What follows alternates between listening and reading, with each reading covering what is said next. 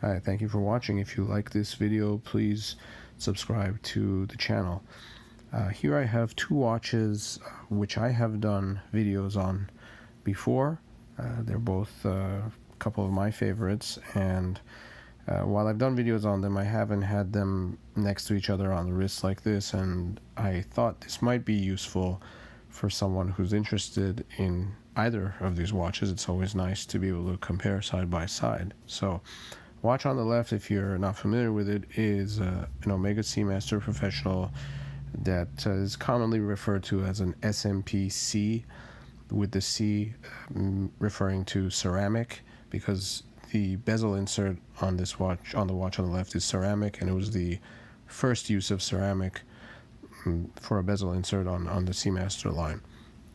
The watch on the right is a member of the prior family of Omega Seamaster Professionals, which are commonly referred to as the Bond watches. So I call this a Black Bond Seamaster. There are different versions of those Seamasters made: blue dials, white dial, sword hand model, which have a different shape markers. But the vast majority were of this design, but with a blue dial and a blue bezel. The black dial, black bezel version, as shown here, were only made towards the end of the production of that generation of Seamaster. And the one I have on my wrist here is quartz, but they were also made with a coaxial automatic movement.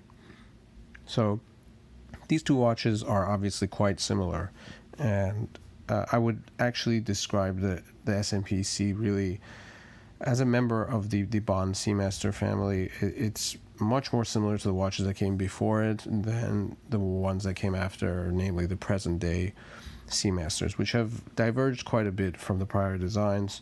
They have a much bolder dial, larger dimensions, and other differences. Different shaped crowns, for one.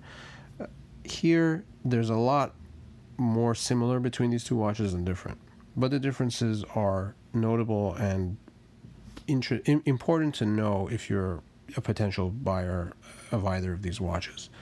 So the ceramic bezel watch on the left is a little thicker than the regular Bond Seamasters, even the coaxial version, which is not shown here. I think some of that might be due to the bezel itself being thicker on the ceramic version, and I believe that's to accommodate the ceramic bezel insert material. It's not a major difference, but something to be aware of if you really care about having the thinnest possible watch. Then that one is not for you, but it is not overly thick either. As you can see, still remaining on the bezel, the font is quite different. I prefer the font on the ceramic bezel version. I think it's a little more modern. The style of the loom pip, triangle, and markers, though, is not very different at all. The dials are quite different. The dial is one of the best features of the SMPc. It's a very inky, liquid, lacquer effect dial. It's plain black. There's no pattern on it, and I think it's a design that will age very well. The Bond Seamaster on the right has the traditional waves, but being that it's a black dial, I feel it's a little bit more subtle than on the blue dial version, which I view as a positive. Other notable difference is the bracelet. The bracelet designs are similar, but there are differences in how they're made. Number one, the SMPc has screw links, while the prior version uses a pin and collar system. The screw links, I feel, are much better, much easier for adjustment. You only need a screwdriver. You're not going to have problems with stuck pins, so I feel that's a big plus. The minus for me for the SMPc bracelet is that it is thicker, and thus makes the watch heavier, and I actually prefer the more rounded contours and surfaces of the older bracelet on the right, as opposed to the slightly more squared off profile on the SMPc bracelet on the left. You can get an idea of it here, but in person you'll feel the difference more, and the roundedness on the older version makes the bracelet wear more comfortably, in my opinion.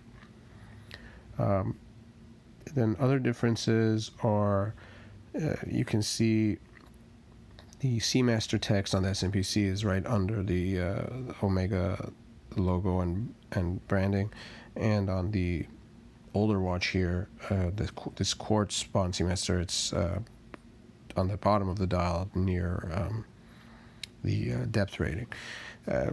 Small difference, but I think the SMPc does this better. I think it looks more balanced with the placement of the wording on the dial on that watch as opposed to the older one.